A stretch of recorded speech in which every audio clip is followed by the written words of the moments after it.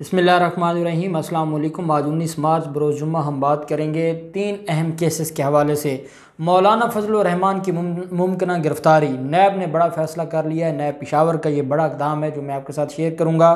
साथ हम बात करेंगे 2 लीगी रहनुमा आज गिरफ़्तार हुए हैं। मामला क्या है और किस लिए उनको गिरफ़्तार किया गया है वो डिटेल्स मैं आपके साथ शेयर करूँगा। लेकिन पहले मैं आपको बताता चलूँ कि पाकिस्तान पीपल्स पार्टी ने आज एक वफ़द भेजा था और वो वफ़द सेक्रेटरी पार्लियामेंट के पास गया, सेक्रेटरी सेनेट के पास गया और सेक्रेटरी सेनेट के पास जाकर कहा कि जिन 7 लोगों के वोट मुस्तरद हुए हैं उन 7 लोगों के वोट की कॉपियां हमें दी जाएं, क्योंकि वो मुस्तरद वोटों की कापियां होंगी तो हम अदालत में जाकर चैलेंज कर सकेंगे।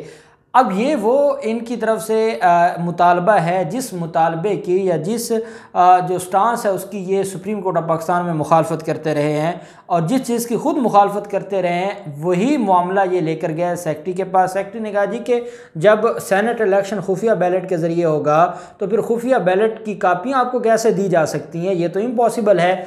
जब आप एक ही जोर आपने लगाया और आप कहते थे 226 के तहत आर्टिकल 226 के तहत ही खुफिया बैलेट ही होगा सेनेट का और चेयरमैन सेनेट के इलेक्शन का भी, तो फिर अब आप क्यों चीख रहे हैं और कोई कॉपी शॉपी नहीं है। जब ये बात की उस पर अब पाकिस्तान पीपल्स पार्टी ने यह फैसला किया है कि वो कल एक दरख्वास्त फाइल करेंगे अदालत में और उसमें यह कहा जाएगा कि सेक्रेटरी को इसमें पार्टी बनाया जाएगा जो सेक्रेटरी सेनेट हैं और ये कहा जाएगा कि जो मुस्तरद शुदा वोट हैं वो हमें उसकी कॉपीज़ दी जाएँ या वो वोट्स दिए जाएँ ताकि हम उनको चैलेंज कर सकें। अब मामला ये है कि जब जिसके बारे में जो इलेक्शन कमीशन ऑफ पाकिस्तान कह चुका है, जिसके बारे में पाकिस्तान मुस्लिम लीग नून कह चुकी है, जिसके बारे में पाकिस्तान पीपल्स पार्टी कह चुकी है, पाकिस्तान की बाकी जो पाकिस्तान बार कौंसिल इसके बारे में कह चुकी है, जमीयत उलमा इस्लाम फ़े कह चुकी है कि 226 आर्टिकल के तहत जब भी इलेक्शन होगा तो वो आप देख नहीं सकते और वो जो सिक्रेसी है वो हमेशा के लिए होगी जो इलेक्शन कमीशन और जो इनका मौक़िफ़ था। अब ये कैसे हो सकता है कि अगर एक सीक्रेट बैलेट के ज़रिए वोट हुए हों तो ये कहें जी कि जो वोट मुस्तरद हुए उसकी कापीज़ हमें दी जाएं, जब ये मामला चैलेंज ही नहीं हो सकता, पार्लियामेंट की कार्रवाई चैलेंज ही नहीं हो सकती, उसके बाद ये कैसे वोट की कापियाँ मांग सकते हैं। और अब क्या ये अपने बयान के ख़िलाफ़ नहीं जा रहे जो Imran Khan supreme court of Pakistan में, attorney general of Pakistan supreme court of Pakistan में एक हफ़्ता तक बहस करते रहे कि जनाब इस सिक्रेसी की कोई डेफिनेशन कर दें, अगर कोई धांधली हो जाती है, कोई मामला हो जाता है तो कैसे चेक करेंगे कि ये किसका वोट था, कैसे चेक करेंगे कि ये वोट हुआ है या नहीं हुआ। अगर ये मामला होगा और for the sake of arguments अदालत इजाज़त दे देती है तो फिर तो वो सेनेट के 7 लोगों के भी फिर मंगवाए जाएंगे जिन्होंने सेनेट के इलेक्शन में 7 लोग जो पाकिस्तान तहरीक इंसाफ के वोट मुस्तरद हुए, फिर वो कापियाँ भी आएंगी और फिर उस पर आसफ जरदारी खुद फंसेंगे। अब ये मामला इतना आसान नहीं रहा जितना पाकिस्तान पीपल्स पार्टी समझती है या जो पाकिस्तान पीपल्स पार्टी जिस तरीके से सारे मामले को लेकर चल रही है। तो मेरे ख्याल में मैं ये समझता हूँ कि पाकिस्तान पीपल्स पार्टी के पास अब कोई ऑप्शन नहीं बची सिवाय इसके कि अब वो सिर्फ़ और सिर्फ फेस सेविंग कर रही है। और आप अंदाज़ा लगा सकते हैं अब ये इनके सीरियस का कि ये कितने सीरियस हैं इस मामले में कि इस जो उनकी टीम सेक्रेटरी के साथ मिलकर आई है, सेक्रेटरी सेनेट के साथ, वो यूसुफ रज़ा गिलानी के साथ मीटिंग्स कर रही है, वकला टीम यूसुफ रज़ा गिलानी के साथ मीटिंग कर रही है। आसिफ जरदारी भी साइड पे हो गए हैं, बिलावल जरदारी भी साइड पे हो गए हैं। उनको समझ आ गई है कि इस मामले से कुछ निकलने वाला नहीं है, इसलिए बेहतर है कि इस मामले से अलग हो जाया जाए और वो अलग हो गए हैं और उन्होंने सारे मामले को छोड़ दिया है। दूसरी तरफ हम देखते हैं पाकिस्तान मुस्लिम लीग नून के 2 रहनुमा, ये मुजफ्फरगढ़ के एक ज़िले सेक्रेटरी जनरल हैं और दूसरे सेक्रेटरी यूथ विंग है फवाद अहमद और दूसरे भी उनके मुजफ्फरगढ़ के ज़िले रहनुमा हैं शकील शरीफ। इन्होंने कुछ दिन पहले साबिक एमपीए नून लीग के साबिक एमपीए उनके डेरे पर जाकर हवाई फायरिंग की थी और हवाई फायरिंग करने के बाद इनके खिलाफ मुकदमा दर्ज हुआ था। ये दोनों आज जो कानून की धज्जियां उड़ाने वाले गुंडे हैं ये दोनों आज गिरफ्तार हो गए हैं, जिसके बाद पाकिस्तान मुस्लिम लीग नून ने ये प्रेस कॉन्फ्रेंस की और पाकिस्तान मुस्लिम लीग नून का ये कहना है कि बड़ी ज़्यादती हुई है। ये कैसे हो सकता है कि उनके खिलाफ कार्रवाई हो, ये कैसे हो सकता है कि उनको गिरफ्तार किया जा सके, क्योंकि वो पाकिस्तान मुस्लिम लीग नून के ज़िले रहनुमा हैं, उनका कोई कसूर नहीं है, उन्होंने कोई फायरिंग नहीं की, उन्होंने कोई गलत काम नहीं किया। ये कैसे हो सकता है कि उनके ख़िलाफ़ मुकदमा दर्ज करके उनको गिरफ़्तार किया जाए। तो पाकिस्तान मुस्लिम लीग नून का ये कहना है कि ये सिर्फ़ और सिर्फ सियासी इंतकाम है और सियासी इंतकाम की बुनियाद पर ये हमारे ख़िलाफ़ कार्रवाई कर रहे हैं, इसके अलावा कुछ भी नहीं है और हम इस सियासी इंतकाम को मुस्तरद करते हैं।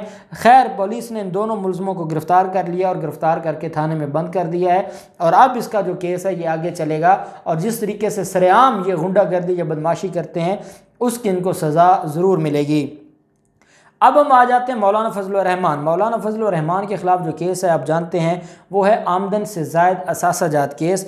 और आमदन से ज़ायद असासाजात केस में नैब ने जो तफ्तीश शुरू की थी, नैब पेशावर ने, वो बड़ी हद तक कामयाब होती नज़र आ रही है। उसकी वजह यह है कि नैब पेशावर ने इस मामले पर पहले इंक्वायर किया, जो मौलाना फजलुर रहमान के भाई हैं ज़िया रहमान, उनको इंक्वायर किया। इसके अलावा मूसा खान जो फ्रंट मैन है मौलाना फजलुर रहमान के, वो गिरफ़्तार हुए, जिनकी सुप्रीम कोर्ट तक दरख्वास्त ज़मानत खारिज हुई और पूरी कोशिश की, पूरी सुप्रीम कोर्ट बार एसोसिएशन को, पाकिस्तान बार काउंसिल को खड़ा किया मौलाना फजलुर रहमान ने और मरीम नवाज़ ने मूसा खान को बचाने के लिए। पहले पेशावर हाई कोर्ट ने उनकी दरख्वास्त ज़मानत मुस्तरद की, उसके बाद ये मामला जब सुप्रीम कोर्ट जाता है तो सुप्रीम कोर्ट में भी उनकी दरख्वास्त ज़मानत मुस्तरद कर दी गई थी।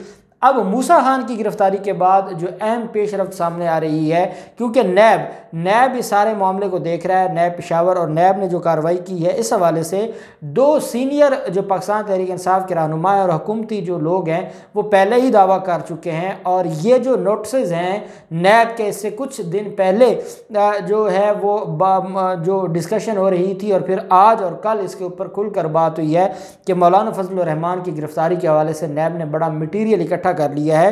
परवेज़ खट्टक ने भी इसके ऊपर बात की है।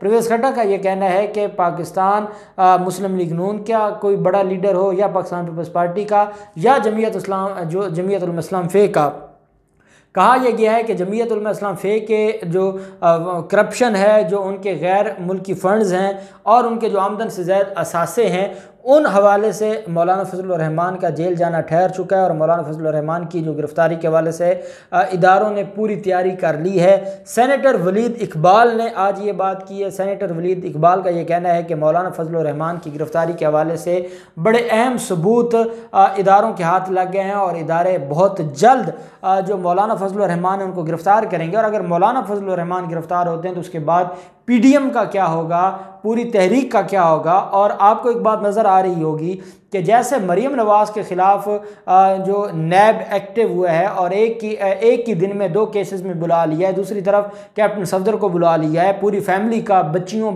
बेटों बेटियों समेत रिकॉर्ड तलब कर लिया, तो आप समझ सकते हैं कि मरीम नवाज़ जब चीखती है या वो एग्रेसिव सियासत के लिए उसको चाहे हमजा शहबाज के मुँह लगना पड़े, वो उसके साथ बदतमीज़ी करती है या तलख कलामी करती है, अपने बाप के साथ लड़ाई करती है, उसको नज़र आ रही है जेल। अब इसके अलावा उसके पास ऑप्शन कोई नहीं बची। और यही बात है मौलाना फजलुर रहमान की।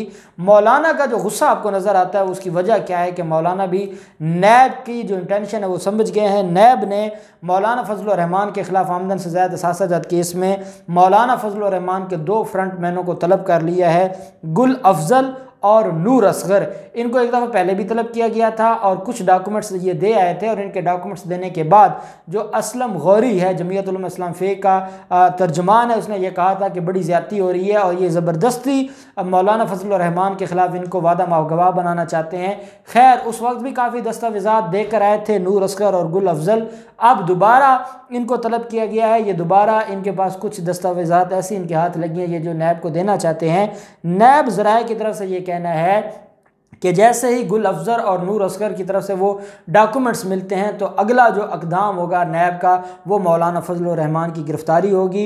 मौलाना फजलुर रहमान की गिरफ़्तारी के हवाले से जो इदारे हैं उन्होंने तय कर लिया है और अब ये बात बिल्कुल क्लियर हो गई है और अब ये बात बिल्कुल सामने आ गई है कि मौलाना फजलुर रहमान का भी अब जेल से बाहर रहना मुश्किल हो गया है। और तभी ये जेल भरो तहरीक की बातें कह रहे हैं और तभी मौलाना फजलुर रहमान कहते हैं कि जो जेल नहीं जा सकता वो क़यादत क्या करेगा।